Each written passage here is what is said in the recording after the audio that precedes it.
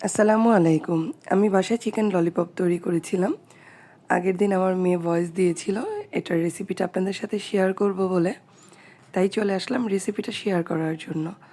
আমি অল্প কিছু উপকরণেই ললিপপটা রেডি করেছি। আমি এখানে চিকেনগুলি সিদ্ধ করে হাড় থেকে ছুটিয়ে নিয়েছি আর হাড়গুলি আমি আলাদা রেখে দিয়েছি। আর দুটো আলু সিদ্ধ করে একেবারে ম্যাশ করে নিয়েছি এখানে। আর এখানে পেঁয়াজটা আমি কাঁচা ইউজ করিনি, যেহেতু আমি ফ্রোজেন করব। পেঁয়াজটাকে একটু তেলে আমি ভেজে নিয়েছি। আর 1 চামচ নিয়েছি আদা রসুন, পুদিনা পাতা কুচি, ধনিয়া পাতা কুচি ও কাঁচামরিচ কুচিয়ে নিয়েছি।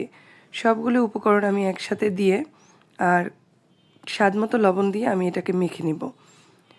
সব কিছু দিয়ে মেখে নিয়ে আমি ডিমের কুসুমটা এখানে ইউজ করব আর সাদা অংশটা আলাদা করে রেখে দেব। আমি এখানে 2 টেবিল চামচের মতো বার্লিও ইউজ করেছি আর সব কিছু দিয়ে ভালোভাবে মাখিয়ে নিয়েছি। আর এই যে হাড়গুলি রেখেছিলাম, এই হাড়ের মধ্যে দিয়ে একটু একটু করে নিয়েই শেভ করে নিয়েছি আমি এগুলি। আপনারা ভিডিও দেখানো প্রসেসিং অনুযায়ী নিশ্চয়ই দেখতে পাচ্ছেন।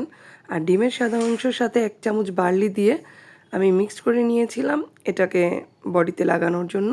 আর ব্রেড ক্রাম এখানে ইউজ করেছি। আমি সাদা পানিটাতে এটা গড়িয়ে নিয়ে ব্রেড ক্রামে গড়িয়ে নিচ্ছি।